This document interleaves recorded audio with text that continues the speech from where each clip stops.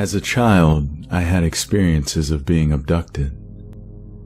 I'd lie awake in my bed all night in a state of hypervigilance, trying to observe the bedroom door, the closet door, windows and walls all around me at once, until I was so exhausted that I'd fall asleep. I have various memories of the little gray aliens grabbing me by the wrist to lead me around places outside of my bedroom, counting my spine.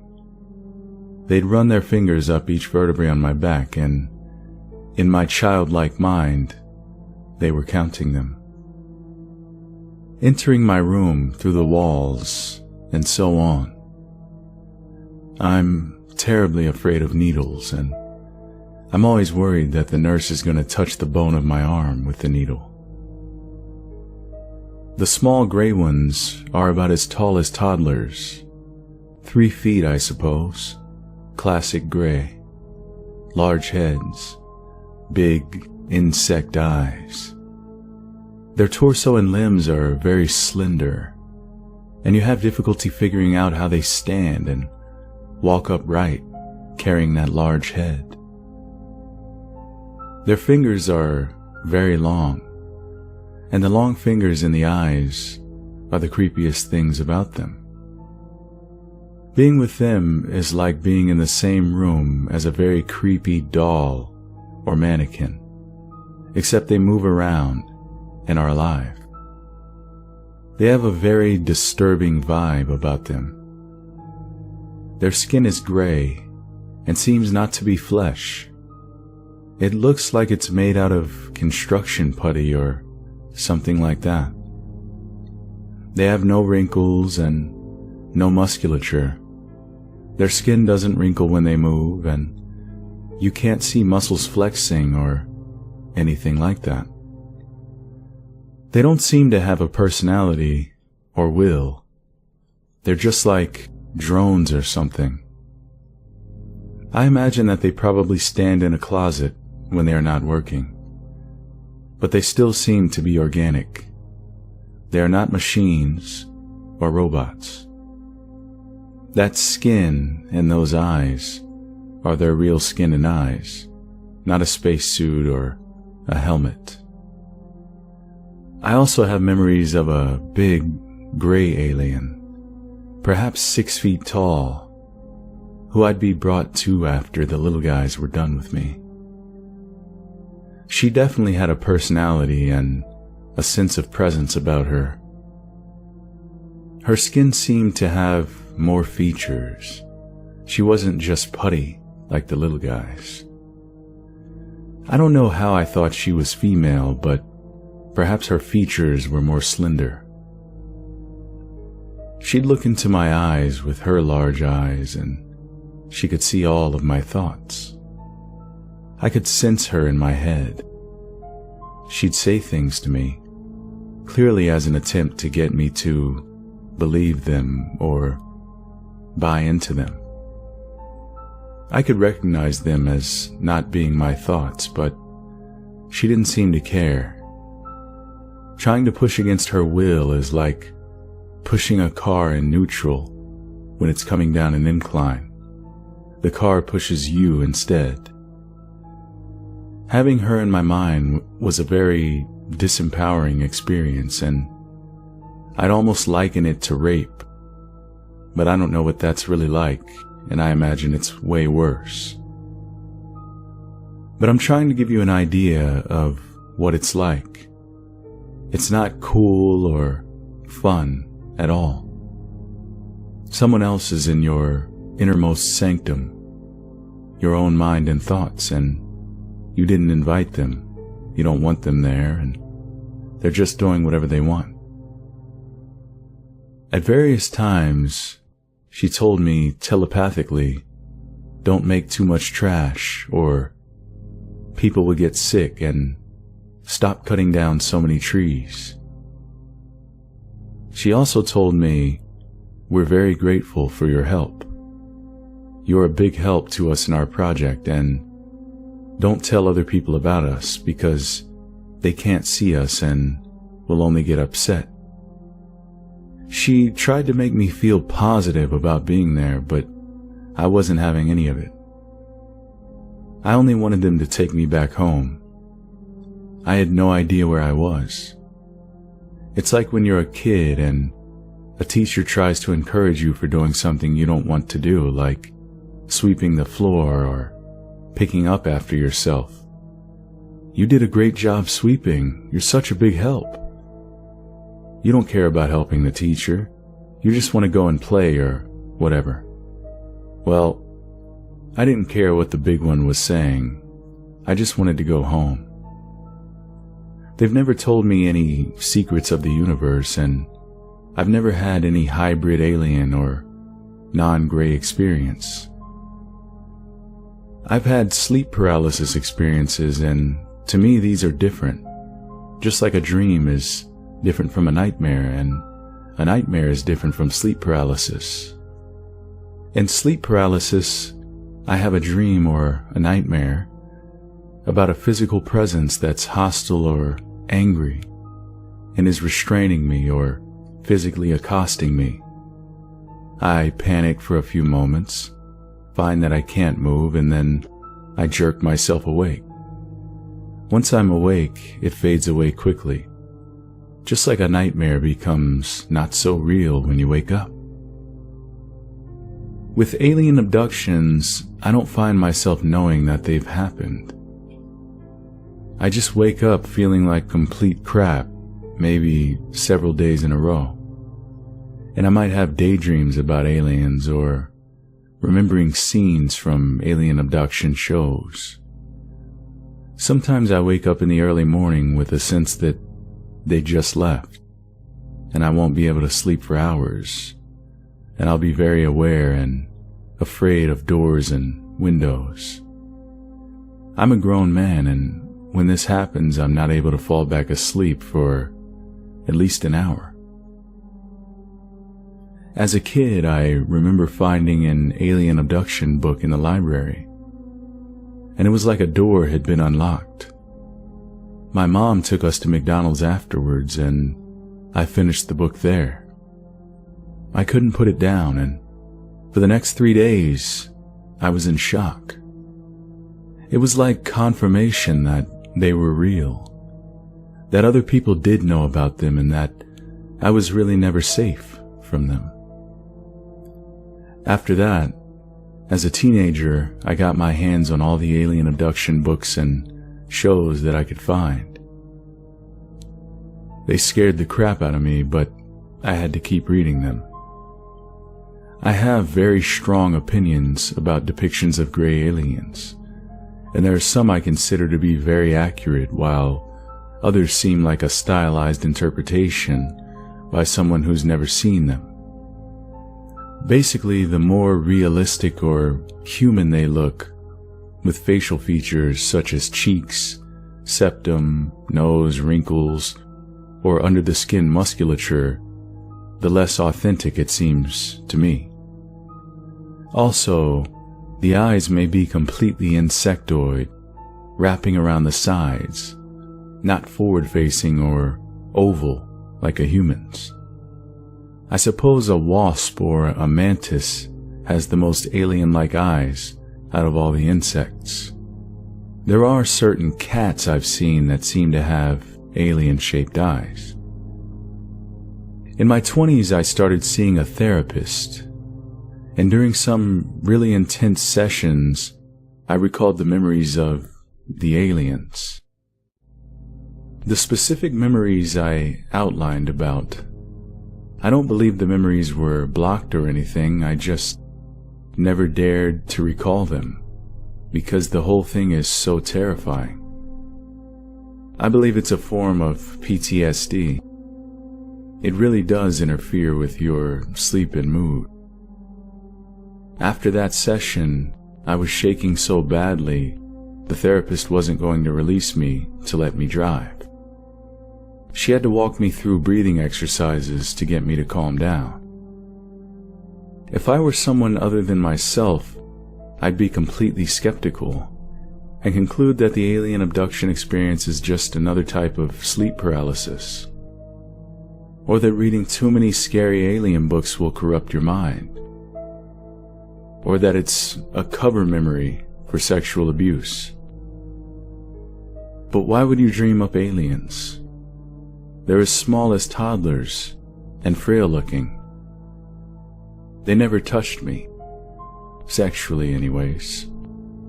But me having had the experiences I had, I just can't believe it.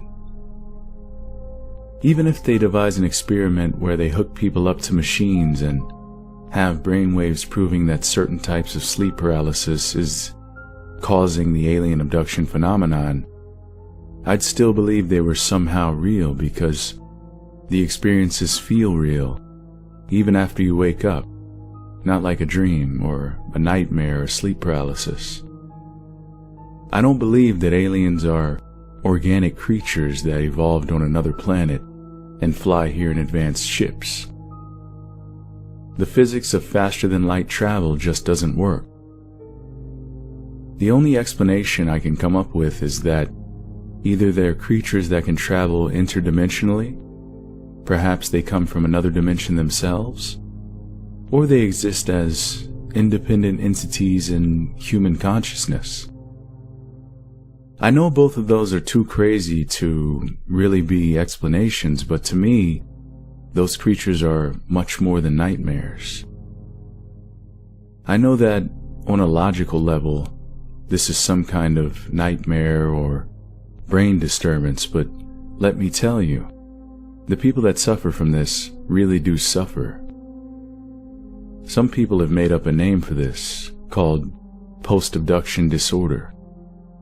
They aren't trying to say that abductions are real, but just trying to help people who suffer from it. Of course, it's not taken very seriously, and I understand why. But I do wish sufferers could talk more freely about it, without fear of ridicule or dismissal. I know it sounds completely crazy to people who haven't experienced it.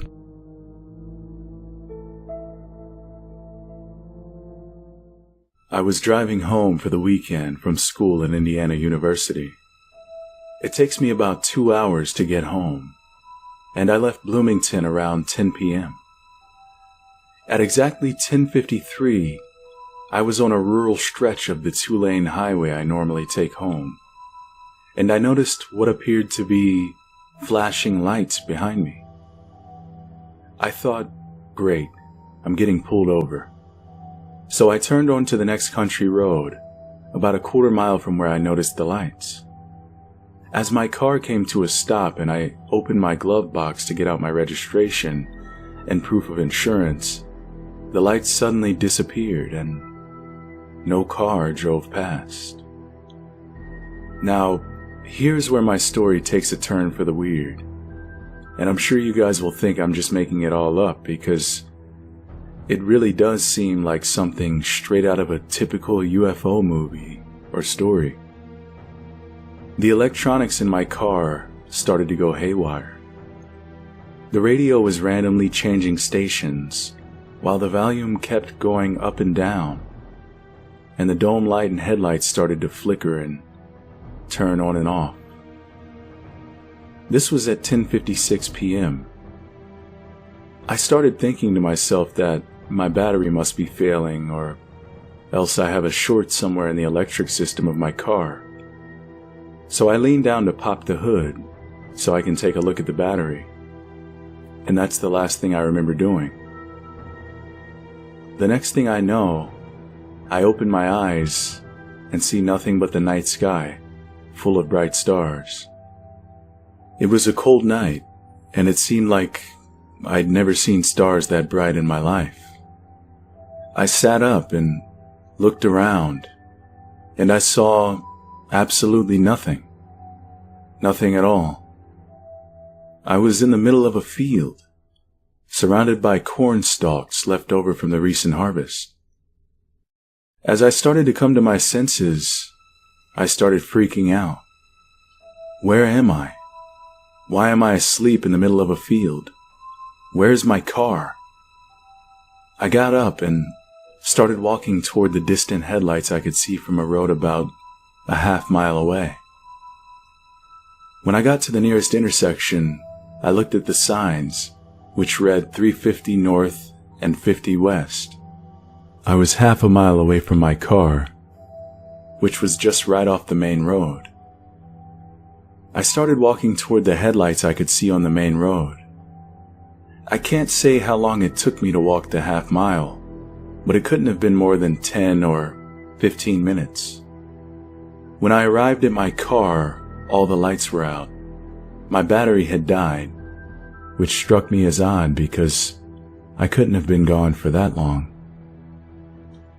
I looked at my phone, which was sitting on the passenger seat, and the time was 2:17 a.m. Over 3 hours had passed since I turned off onto the side road because of the flashing lights behind me. I remember sitting in the car completely dumbfounded, wondering what the hell had just happened to me. After about half an hour of just sitting there, I remembered that my battery was dead. So I got on the phone and called AAA to come out and give me a jump. It took about an hour for them to get out to me, since I was a good distance away from the nearest town, during which time I just sat in silence, running through the possible scenarios in my head concerning what had just happened. To this day, I couldn't tell you what really happened to me that night. All I know is I can't think of any plausible explanation as to why I woke up over a half mile away from my car in the middle of a cornfield over 3 hours after I had stopped. I've only shared this story with one other person, my uncle. I'm sure people would either look at me like I'm crazy or they would call BS on the whole story, and I can't blame them. If somebody came to me with a story like that so closely mirrors the stereotypical encounter story, I probably wouldn't believe them either.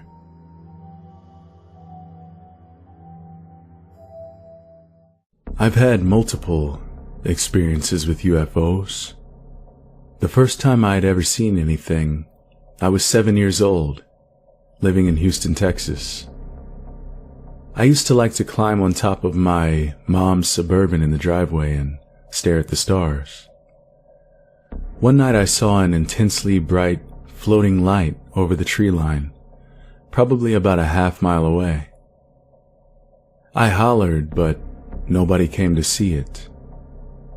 I didn't see anything else until March of 2008. This experience happened somewhere between the 10th and the 15th, but I can't give a specific date because I was up for 4 days trying to come up with some sort of explanation to justify what I had seen. This was in Tuscaloosa, Alabama. My mother lived in a garden home community, all houses the same size, all one story, and you had great visibility distance-wise. I walked out of my buddy's place at exactly 4 a.m. to a bright, starry night. When I walked out, something caught my eye to the left of me. I looked over and saw a bright blue, yellow, green, white, red, and orange strobing, flashing light floating silently to the left. I stood in awe at it and didn't want to go grab anyone because I didn't want to miss anything. I watched as it passed in front of the moon behind my friend's place, and I saw the outline of the craft. It was a teardrop, a sunflower seed type shape, and the craft seemed to have the lights being transmitted from the top half of it. It was almost as if it was transmitting some type of light pattern upward. It also had a dark, thin, smooth line of exhaust that disappeared 50 to 75 feet behind it. This all occurred no less than 400 yards away from me. After it passed the moon, I ran inside and grabbed someone. He saw it too, but it was too far away to make out what it was. I went home, which was only a few blocks away, and looked out from the driveway the same direction the first craft had come from. I saw 2 dim white lights slowly coming over the horizon at a slow pace, heading right towards me. I then ran inside and grabbed my mother out of bed. We stood there for about 20 minutes while 5 separate crafts flew over us. First came 2, then 2 more, then 1. They were about 6 to 7 minutes apart from each other, maybe 20 miles per hour, around 200 feet up, and completely silent. The way they looked from underneath was each one had 2 huge bright white lights, which were maybe 30 to 40 feet across each, but they were so bright it was hard to get a good estimate. They also had a pulsating red one between the white lights that dimmed and relit. I'd estimate from the size of the white lights that each craft was maybe between 150 to 200 feet wide. The last craft that flew over us flew over lower and slower than the first 4 had. Then it made a noise. It let out a sound that, even to this day, still haunts me. These crafts flew directly over us, and I believe that the sound was a kind of acknowledgement. Whatever was piloting it knew we were watching it, kind of like a hello. I immediately started crying. I had no idea what I was looking at, or had just heard. The second big experience I had occurred a couple of weeks later. I was standing in my driveway, listening to my iPod around 2 a.m. I decided to pause my iPod and turn on the back light. But I got this being watched feeling. I looked up, and directly above me was a trapezoid-shaped craft with rounded edges that had a dark red and black pulsating glowing outline. It was like flowing electricity. It couldn't have even been 75 feet up. I could have hit this thing with a rock.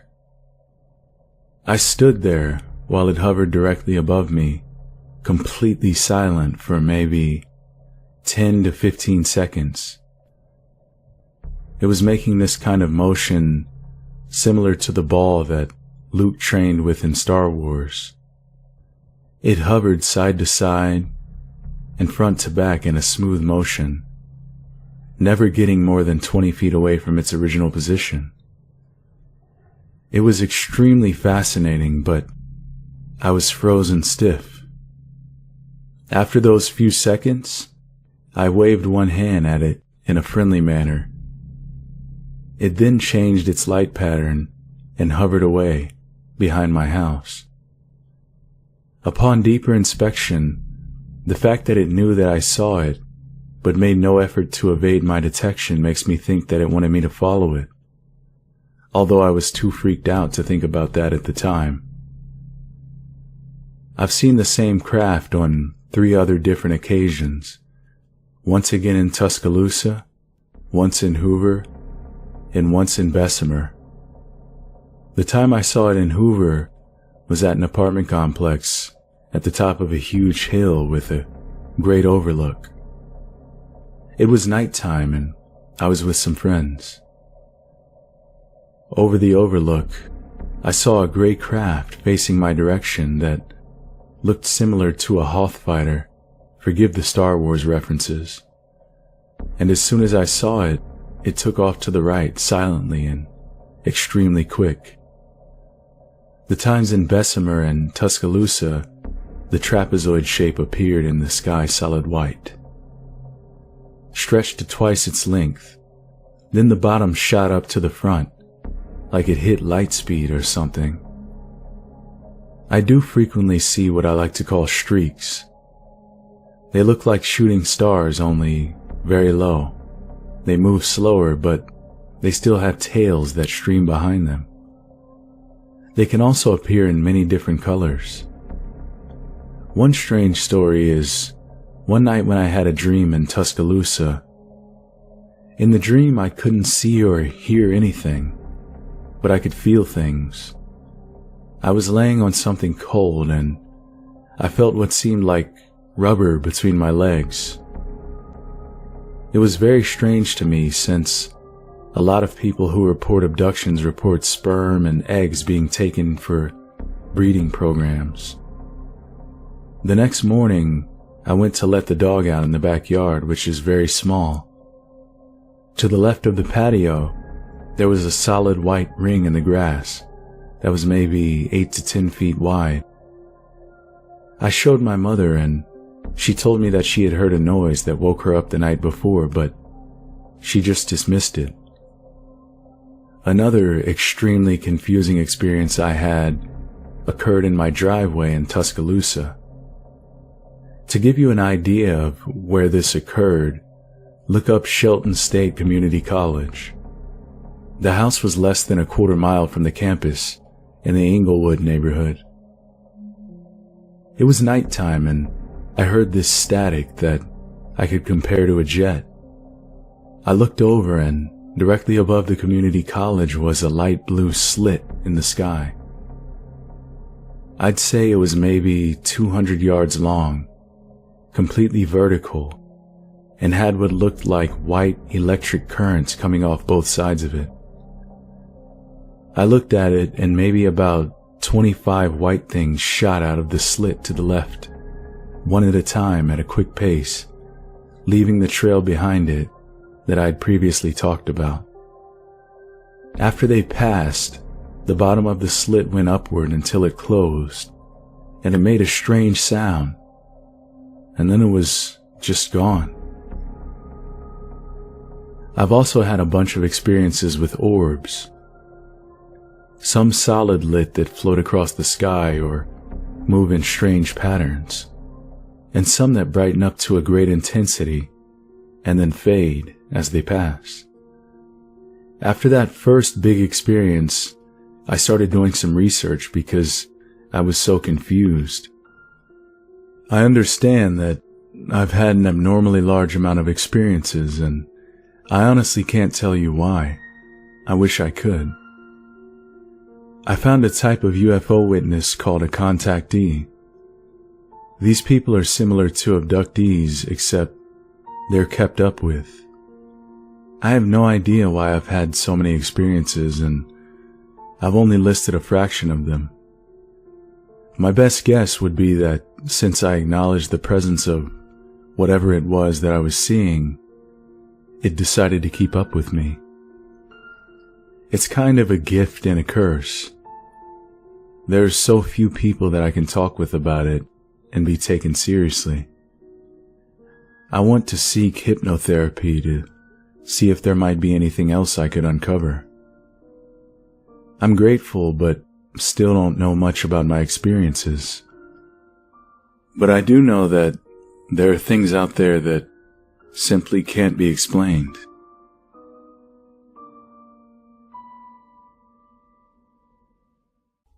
Let me begin by saying that I'm very reluctant to file this report.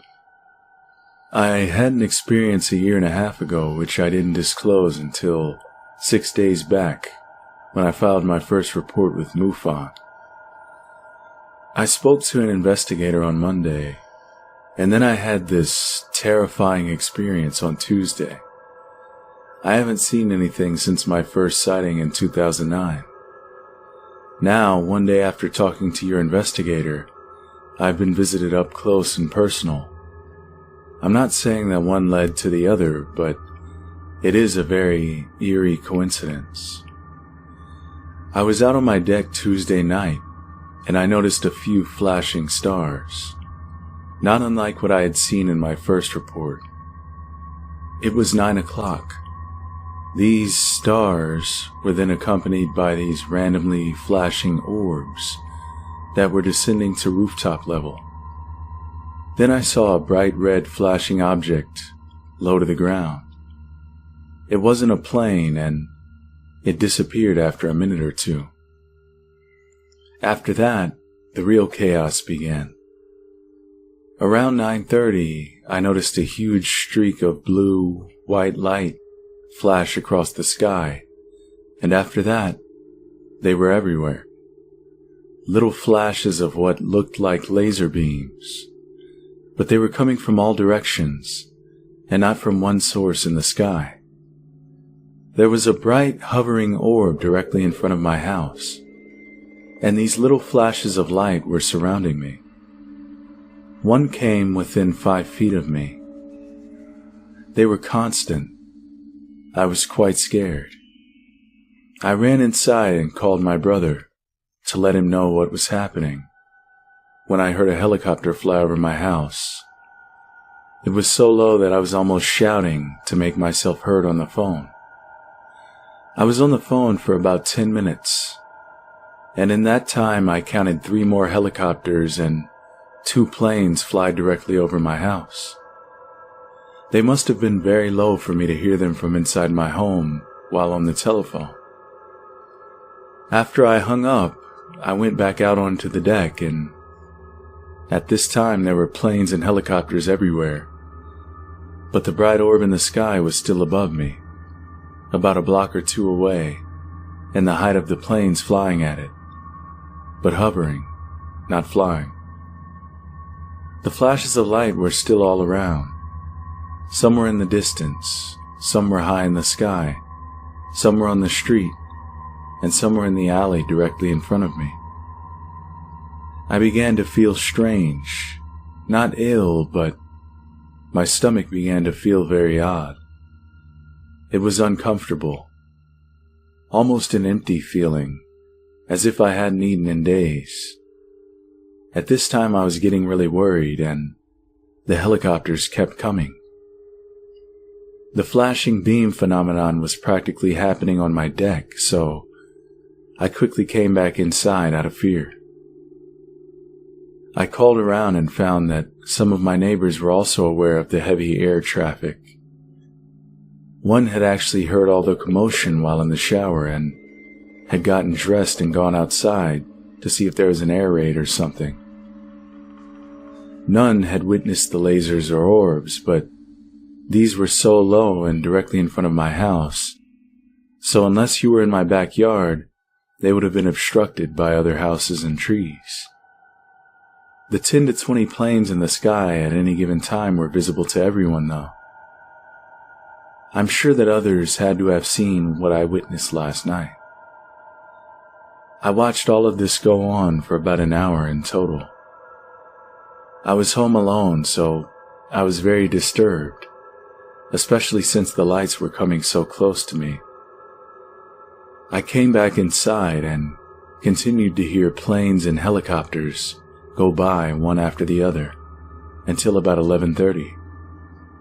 Around that time I went back outside and saw that the bright orb was moving away from my house toward the farms and fields beyond. I watched it move slowly away, still flashing beams of light in the distance. The planes were still flying by. I went back out at 12:30 and the orb was gone. In its place there were 2 sets of 3 lights in the shape of triangles, with planes flying at them. By this time my mind was exhausted and I just couldn't comprehend anything else, so I came inside and tried to go to bed. Wednesday morning I found out that my father had also seen strange orbs in the woods by the creek on his property earlier that night, around 8 o'clock. He said they looked like lanterns, but were sporadic and would disappear after a few seconds. I'm not sure that they are related, but he lives about 25 minutes from me, and it's very odd that we both saw similar phenomenon on the same night after almost 2 years of not seeing anything else substantial. I'm at a loss for words when it comes to describing just how unreal and amazing last night's events were. There must be someone else out there that witnessed the same thing. It left Northumberland, Pennsylvania, and headed toward Danville around 11:30 to 12. Anyone driving Route 11 at that time must have noticed an unusual number of low-flying planes, if not the orb and flashes themselves. First off, I'd like to make a statement. I honestly feel that intelligent non-human species reside on planet Earth. I've never seen these species, at least I don't think so, but I'm at a point where a theory has developed. We'll leave it there for now. In the summer of 2008, I started talking to David Eckhart, who's a proclaimed experiencer. He lived in a large home in a wooded area near Pensacola, Florida, that he described as his dream home. Beautiful wood interior with cathedral ceilings and lots of room for his family. David was a successful carpenter and contractor who wanted nothing more than to reap the rewards of years of hard work and enjoy life. But for some unknown reason, he and his family were chosen to witness a world within our own. In our first conversation, David repeated a story he had previously told other people, including NUFORC and MUFON investigators. I had heard similar scenarios in the past, but there was something different about David's saga, and it struck a chord with me.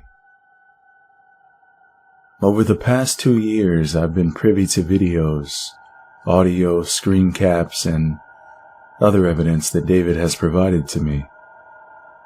His incredible story of countless abductions and home invasion by these beings has been presented on several radio interviews. As well, I've uploaded several videos and photographs to this blog and the wiki to gauge the reaction of the paranormal community. Overall, the reception has been somewhat disappointing, but to be honest, that was expected. So David put his faith in me, and I did the same with him, and we waited. I'd decided not to post further details of David's encounters and evidence, to back off, to wait and see what happens. The wait is over. At one point, he states he was on a gurney or similar moving table that was in a room that contained a device that appeared to be used to transport humans, in particular, children. The reason why or to where these humans were being transported is not known, but a plausible theory can be made from some of David's other encounter descriptions. From the very beginning, it was made known to David that he was not in danger, but was given the opportunity to see what needed to be seen. The reason why was not told to him, but to the aliens, it seemed like it was important. This alien tour guide, or whatever you'd like to call it, was supposedly instructed to show him certain aspects of the alien habitation. Please note as well, David's family was also abducted, but kept separate from him during these tours. David described seeing vast underground caverns that he was told were under the Earth's surface. In these caverns, it became obvious what species was in charge: the reptilians. There were other beings as well, namely the lesser class, or Greys, which is not the name the aliens use, as well as other species. These caverns appeared to be some type of mining operation that uses manual labor. This includes human laborers. Now, I realize your inner alarms are going off at this point, but the descriptions given by an ordinary man put into an extraordinary situation are tangible. I will acquiesce that some of the revelations are similar to other experiences, such as Pamela Stonebrook, aka the intergalactic diva, who claimed to have had intimate relations with a reptilian. But unlike Stonebrook and others, David has provided more than just lip service and has never attempted to profit from this. Also, let's not mistake how the evidence was forwarded to me and then presented to you. I received everything from David over a year ago, and the gradual disclosure was of my doing. Because of this, I feel his account should be at least fairly evaluated. The guide was also a reptilian, and David basically describes this alien as a grouch who doesn't like humans. David's overall impression was that he was tolerated, but that he and all humans are considered a minor species by the reptilians. He was told that the alien presence was known by the world powers, and that this relationship had been going on for many years. Another interesting observation was that these beings believe in a higher being or power and are all connected by it. This religious connection has little to do with faith, but more as a law that must be revered by all. It is my contention that humans, as well as other species, are being used to advance the alien agenda. Furthermore, it seems that these alien beings are also transporting humans to other locations, either on this planet or elsewhere. I sincerely hope I'm 100% incorrect on this, but I think there may be some validity behind it.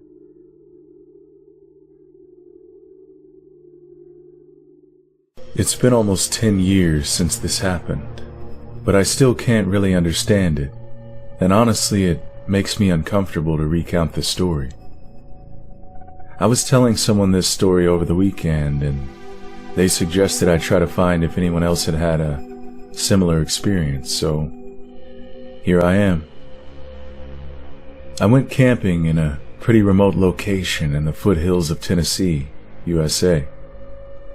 And the first night my girlfriend at the time, who's now my wife, arrived at the campsite.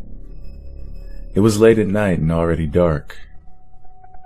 There were 4 to 5 other couples there already, and they'd set up our tent for us. This was my first time visiting the campsite. We sat around the campfire for 15 to 20 minutes talking with the host and then went to bed because it was pretty late. But that night, something happened. I had an experience that I can best describe as a dream. In this experience, I woke up in the middle of a clearing in the woods with my wife.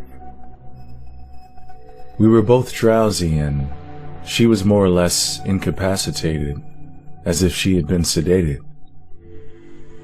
I was drowsy, but also in a full panic, a fear feeling as if we were being chased or trying to escape or something like that. I grabbed her under the arm and was sort of dragging her across this clearing towards a group of tents. The sky was sort of a foggy gray, so I had a little bit of visibility, and I could make out some very clear features about the area.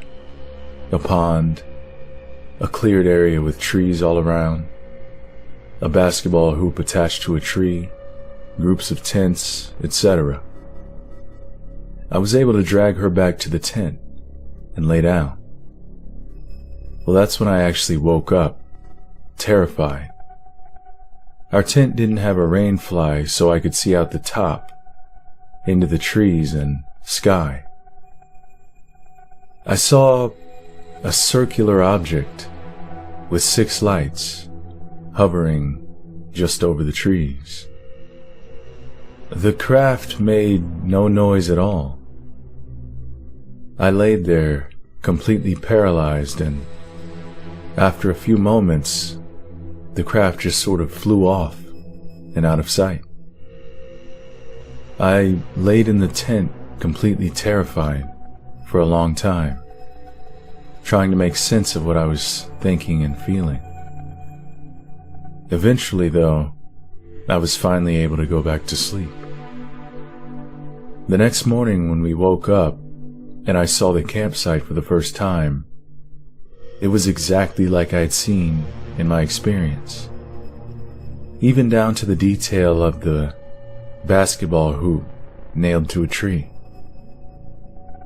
Again, I had some very strong and strange feelings after recognizing those surroundings from my dream. We didn't stay the next night, and I told my girlfriend the story on the drive home the next day. Fortunately, she didn't and doesn't think I'm crazy. I can still remember that event as vividly as if it had happened yesterday.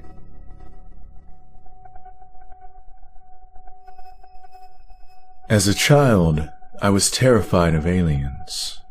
Movies, television, any form of media depicting extraterrestrials, specifically greys, was extremely disturbing to me. Despite my fears, I cannot recall an outright abduction experience.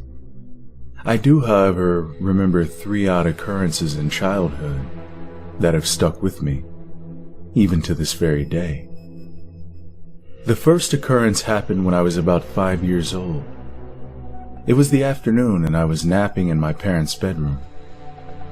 My parents' bedroom was a fairly large room and was arranged in a way in which the bed was on the wall opposite of the door leading into the hallway.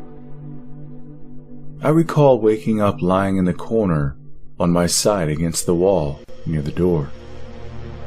My head was situated in an awkward angle against the wall. I remember awakening and feeling confused and frightened. I fumbled with the doorknob and went to be with my parents. I don't recall if I told them. The bed was too far away from the wall for me to have fallen out of bed. I could have been sleepwalking, but I don't have a history of this. But I suppose it is possible. It seems benign as I type, but I've always remembered this with unease. The second occurrence I remember occurred at roughly the same age. It was nighttime, and once again I was in my parents' bed. My grandpa had come from out of town to visit us, and was with my parents in the living room. I remember wanting to stay up, as I was excited that my grandpa was in town. I was restlessly lying in bed, unable to sleep, when I saw something that frightened me. My parents' room was attached to the master bathroom. As I was scared to sleep in the dark, my parents had left the bathroom light on for me. The bathroom door was closed, but there was enough of a gap between the floor and the door to provide enough of a nightlight. I saw what I perceived to be 2 shadows obscuring the light. I perceived these figures as being inside of the bathroom, pacing back and forth. I don't recall getting my parents, and I assume that I fell back asleep. The third childhood occurrence was in the form of a dream. My other grandparents live on a ranch. In my dream, I was outside with my grandfather, holding his hand. My grandfather was leading me to a large disc-like craft that was on the ground in the pasture in front of the ranch house. We entered the craft, and I recall sitting down on a bench in a dimly lit, humid room. I didn't see anyone or anything else, just my grandfather. During the dream, my grandfather never spoke or acknowledged me aside from leading me to the craft. I remember feeling bizarre and confused, sort of off, when I woke up. As an adult, I've had a recurring bizarre experience. This occurrence happens approximately every few months and actually happened last week. The occurrence is as follows. I wake up early in the morning and feel a presence. Mentally, I always think gray, but I've never seen them in this scenario. I feel frightened and sometimes hear a ringing or buzzing in my ear that resonates into my jaw. As soon as it begins, it's over and I feel an intense itching on my forearms and shins. Usually I fall asleep after this and wake up in the morning without further incidents. However, last time as I was itching, I distinctly heard a door in the house creak, as if someone had moved it. Oddly, my wife recalls hearing the noise as well. I don't know if I'm dreaming or I'm misremembering. I hold a professional job and have a loving family. I have a great life, but have always felt something else was going on with me. Almost like I'm supposed to know something that I just can't connect the dots. I was actually considering hypnosis, but admittedly, I need to research this more.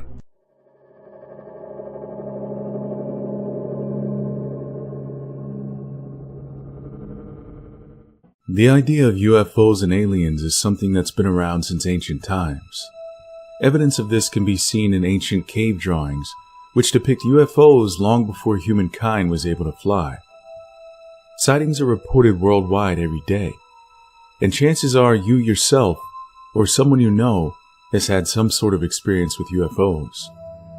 I actually had an experience of my own, which would have probably left me thinking I was losing it, if not for a friend being present to witness it with me. While the recent reports of UFOs being shot down clearly weren't extraterrestrial, it did get me thinking about UFOs again. So I figured it was only right to bring you guys some new encounters of UFO sightings that may change the way you view life and the world forever.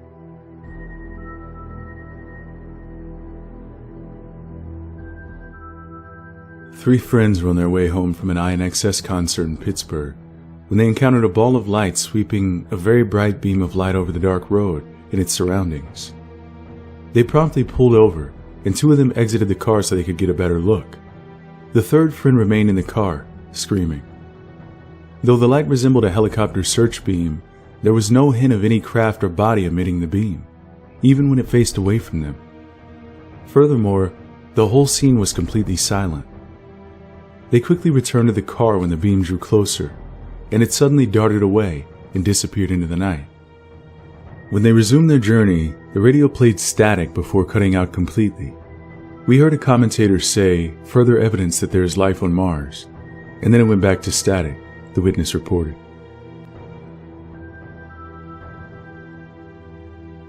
Late one evening in 1991, a young man and his girlfriend parked their car in a peaceful spot overlooking the port of Olympia, Washington, and passed about half an hour talking about life and random things.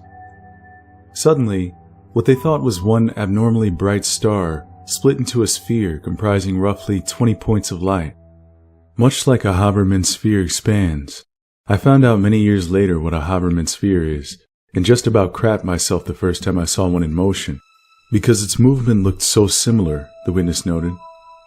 It rotated rapidly before contracting back into a single bright light. That light then glowed red and spit out 5 identical red lights, one by one, which pulsated in a synchronized manner as they flew through the sky in a straight line, and eventually vanished.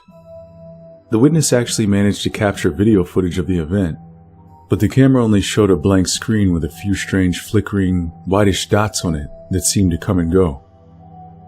I'm hard-pressed after seeing it to believe it to be anything of known terrestrial technology, he wrote. I have resigned to the likelihood that I'll never know what it was at all.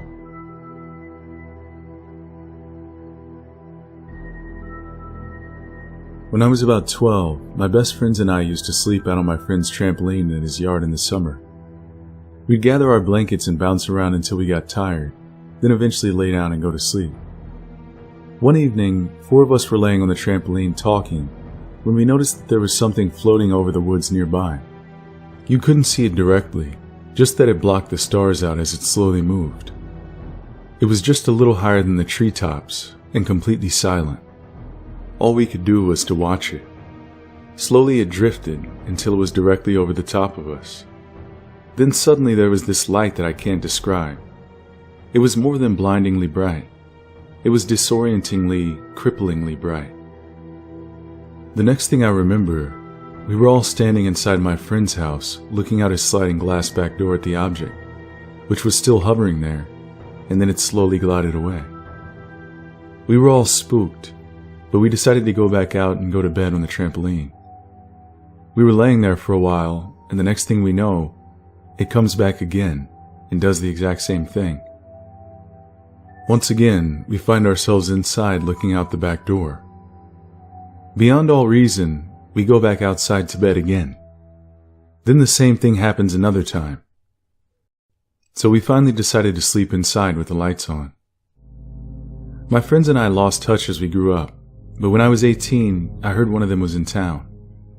I ran into him at a party one night and pulled him to the side to ask him about that night, as it had bothered me for some time. His response has shaken me to this day.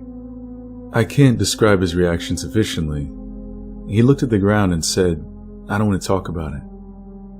I was kind of shocked by his response, so I didn't know what to say. He got up and walked out, and I stayed sitting there thinking about what had just happened. I then got up after a minute to go see if I could find him, but apparently he'd left immediately after. That was it. I haven't seen him or the others. But his response was enough to let me know that something strange definitely went down that night. I don't know if I even want to remember.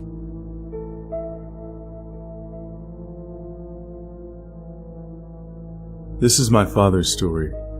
It happened in 1982 while my father was stationed on a military base in New Brunswick. One night my father's best friend and his girlfriend left just after dark to go see Tron at a movie theater. About an hour later, the friend and his girlfriend were back on the base. The car pulled in, and my father immediately noticed that it was damaged pretty badly and covered in several different colors of paint. He asked them what had happened, why they hadn't gone to the movie. They brushed him off and went to bed. A few days later, my father finally got his friend to tell him what had happened. Apparently they were driving along a stretch of highway and they noticed lights coming from over a hill just ahead, where no lights should be because there was nothing around for miles. Just at the base of that hill was a parking lot for a park. A bunch of cars were pulling into the parking lot to investigate the lights, so my father's friend pulled in too. Everyone got out of their cars and was about to start hiking to the top of the hill when a large disc with flashing lights suddenly rose above the hill's peak and emitted a loud, strange sound. Several cars got banged up and everyone's panicked to get away, thus the transfer of paint. My father's friends drove back to the base as fast as possible. A few days later, men in black suits showed up on the base looking for people. They talked to my father's friend and then sent him on his way. My father asked him what the men wanted to see him for. Apparently they had told him that he'd better shut up and say nothing about anything that had happened if he wanted to keep his military career.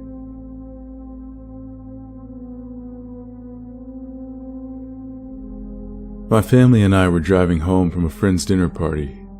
We set off at around 10 p.m. for what should have been a 15-minute drive home. There was myself, my wife in the front, and my 3 sons in the back of the car. We were driving near a UASF base in the southeast of England, on a long, straight piece of road, when there was an incredible flash that my wife and I noticed, and it seemed to wake up one of my elder sons in the back. He was about 12 at the time. Something, I have no idea what, flew with absolute silence over the car. I saw it, my wife saw it, and my son in the back who was awakened by the flash saw it. Something flew right over us so close that you could touch it, and it was big. We got home and discussed it, and concluded that the flash must have been a flare from the USAF base, and the large object that flew over us may very well have been a Eurasian eagle owl, One had been spotted in this area. We promptly forgot it. Fast forward just over a decade. Me and my son, who was awoken by the flash, were talking about this event again over dinner, when my youngest son, who hadn't woken up during the event, tells us how he remembered it happening. He recalled an event that was vastly different than ours. He had never told this story before. He thought it was a dream until we started talking about it. He described how the car was stopped when we saw the flash. We weren't moving, and the low-flying object sat on top of us for a few seconds, then flew off before the car started again. Apparently, I completely ignored this stop and start, and simply continued driving. Now here's where things get really interesting. My wife had made arrangements to call her sister when we arrived home safely. We had left at around 10 p.m. for a 15-minute drive, but my wife ended up calling her sister at around 11:45 to say that we had arrived home. I have no idea what happened that night. I was completely sober. My youngest son insists that something very odd happened. My wife is adamant that it took us 90 minutes to make a 15-minute drive, and her sister backs this up. I may never know what happened that night, and to be honest, I'm not sure that I want to.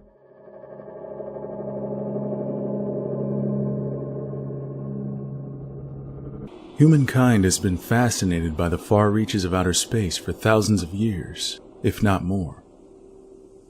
It's hard to fathom that we're the only intelligent life in this infinitely expanding universe. So it's only logical to question what other beings may reside in the farthest reaches of existence. There are thousands upon thousands of reported UFO sightings, and even abduction stories that range from the creepy to the bizarre. After having my own close encounter in 2010, my mind was blown open. I wouldn't expect a skeptic to believe. I know I didn't. But I do ask that you keep an open mind and enjoy these allegedly true accounts of UFO sightings. In Delphos, Kansas, on the evening of November 21st, 1971, a 16-year-old boy named Ron Johnson was working on his parents' farm. At about 7 o'clock, he was in the sheep pen with his dog. Without warning, he heard a rumbling sound, like an old washing machine, he told investigators later.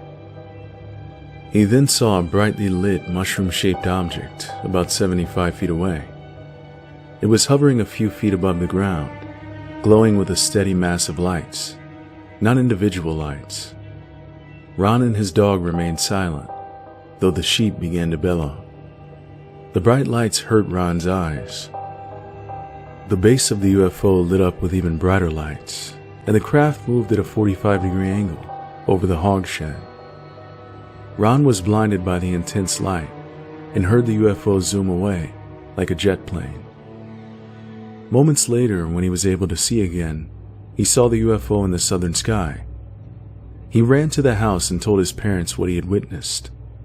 With them, he returned to the yard, and they watched the UFO light grow smaller and smaller in the sky. Then, Ron showed them where the UFO had hovered. Even in the darkness of the November night, they could see a luminous gray-white ring. Some nearby trees also seemed to be glowing. The Johnsons touched the soil ring. It was cool and slick. But Mrs. Johnson said that her fingers became numb, and when she wiped her fingers against her pants, her leg also became numb. Both Mr. and Mrs. Johnson experienced prolonged numbness over the next few weeks, while Ron developed headaches and had some eye trouble. He also began to have nightmares. Investigator Phillips checked for other possible witnesses and found none. He also made sure that samples of the glowing soil ring were sent to different laboratories for analysis. Unfortunately, the findings at some laboratories contradicted the findings at others, and the results must be called inconclusive.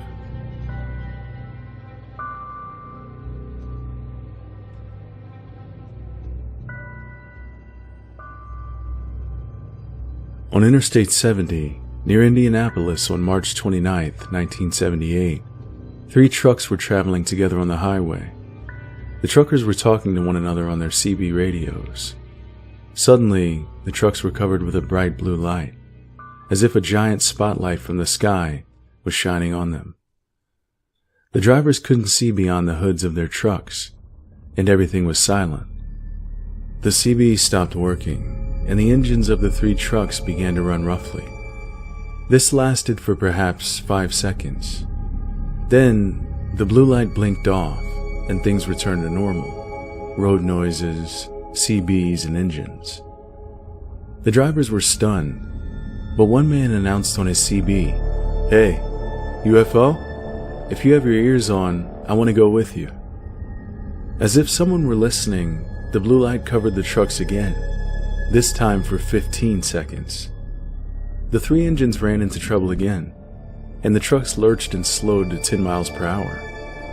When the light stopped the second time, it didn't return. There were other people who witnessed this strange event as well.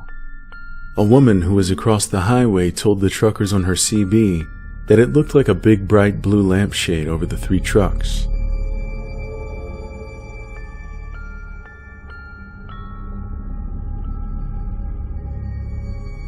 On a weekend trip to Boulder, Colorado in 1969, a young member of the Air Force was in bed when his motel room suddenly darkened, followed by a bright flash of light. The next day, he realized his half-inch long hair was now almost 2 inches long, a mystery that his roommate totally freaked out about when he returned to the base in Aurora, Colorado. He wasn't sure what to think of my story, but did realize there was glaring physical evidence, the airman recalled. Though he didn't remember anything else from that night, he speculated in his report that he'd been abducted, and presumably taken to a place where time passes more quickly than it does on Earth.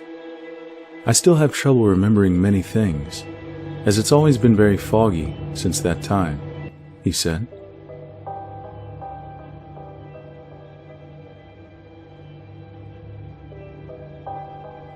At about 10 p.m. one summer night in 1971, 2 teenage girls crept from their houses in Sunnyvale, California, and met up for a neighborhood stroll. All was still and silent for an hour or so, until they came upon a 20 to 30-foot flying ship, hovering as low as the streetlights, probably a full 5-minute walk ahead of them. The friends watched it drift towards some nearby apartment buildings, and appeared to survey them, bobbing slightly up and down. It had these great enormous arms on the sides that slowly swiveled around, and they had lines on the ends, like ropes, but they weren't ropes, one of the friends explained in her report. It didn't make noise or light up, and it looked more like wood than metal. She got the impression that it was collecting things, though she couldn't see what was inside. The girls fled in terror when the aircraft abruptly turned its attention on them, and they tried in vain to convince one of their fathers that they had seen something truly extraordinary. He dismissed it and said it was probably just a weather balloon, the witness wrote. If I'm sure of anything, it's that this thing was no weather balloon.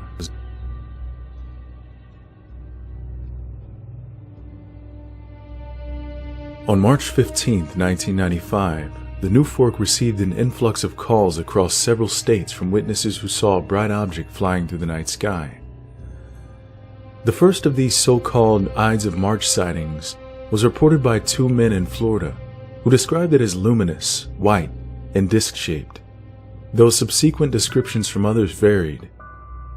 A Tennessee caller thought it was more of a blue-green cloud of light that emitted sparks before vanishing, and a Missouri State Highway Patrol sergeant said it was a green light that turned yellow and suddenly snuffed out like a light being switched off. He also explained that many people called the patrol's 911 dispatch line to report their own sightings, and one person claimed his cell phone and car radio both died when the UFO got close. Other reports came from Virginia, West Virginia, and Missouri. In summary, it appears that one or more egg-shaped objects radiating intensely bright green, blue-green, and yellow light, and periodically spewing out a cloud of sparks, streaked over at least 7 states, stopping from time to time, and the whole event occurred in a matter of minutes, the New Fork summarized in a case brief.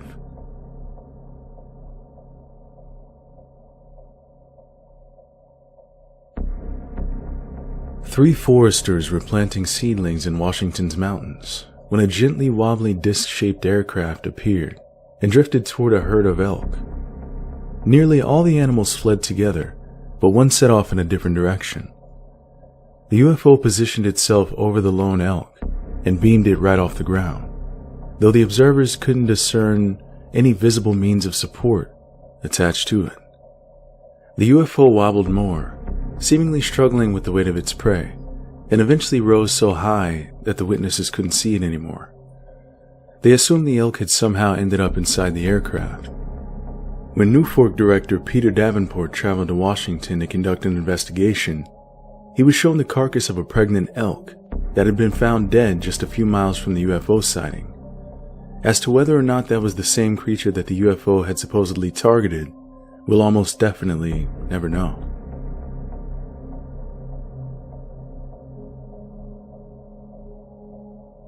Shortly after 4 a.m. one morning in January 2000, Ed Barton, a police officer in Lebanon, Illinois, heard a dispatch about a strange UFO sighting at a neighboring police station. He looked up and saw the object for himself. Two extraordinarily bright lights that seemed to merge into one even brighter light.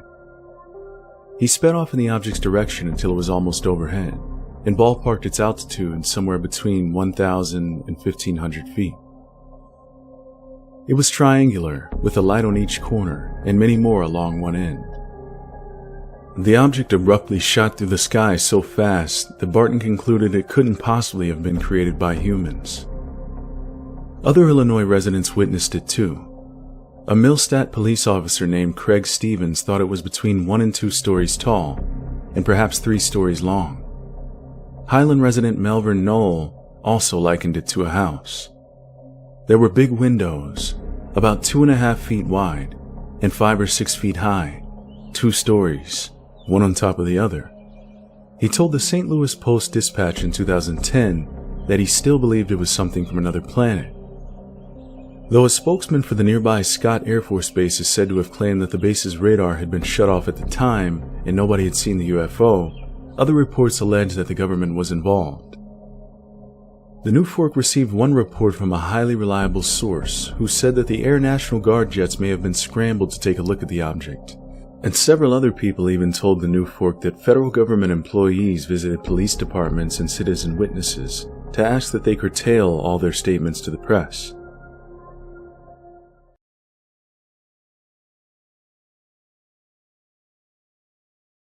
Sometimes I question, did this really happen?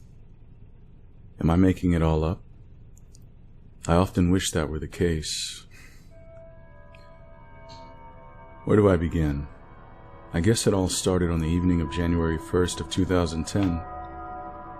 Me and a friend were leaving the gym and headed to my place when I noticed an orange light in the sky. Since I was looking through the windshield, I thought it must be a glare from something, but as we were moving, it seemed to be staying in the same place. I rolled my window down and stuck my head out, and sure enough, there it was, an orb-like orange light standing still in the sky. It was maybe a few hundred feet up, hovering over the field next to my apartment. I thought maybe I was imagining it, but when I asked my friend if he saw it, he told me that he did. We tried to figure out what it was, but to no avail. When we pulled up in my driveway, I jumped out of the car and booked it for my apartment, and this was before smartphones. So I grabbed my Fujifilm camera and ran out to the field where this thing was. I turned on the camera, aimed it, and snapped a picture as fast as I could, but in the split second between the flash and the picture actually being taken, this thing took off vertically at a speed so high that it literally vanished into the night sky. It was like whatever it was, it didn't want to be photographed. Look, I know this sounds crazy. I mean, I didn't even believe it myself until my friend validated everything that had just happened. I wish I could say that's all that happened, but unfortunately it wasn't. Several days later, I had gone to sleep and was awakened by a feeling that someone was in my apartment. It's hard to explain, but I could just feel it. Now, my bed was close to my bedroom door, so I lifted my head and looked out of my bedroom door into the hallway across my apartment. I saw 2 of what I can only describe as gray aliens peeked their heads around the corner. They were very short, like midgets. I was in shock. I couldn't believe my eyes. I rubbed them and looked again, and they reluctantly poked their heads out again. They seemed cautious, almost like they were scared of me. I picked up some things from next to my bed, and I honestly don't even remember what they were, but I threw them at them while screaming, "Leave me alone." They didn't poke their heads out again. I laid back down and eventually fell asleep.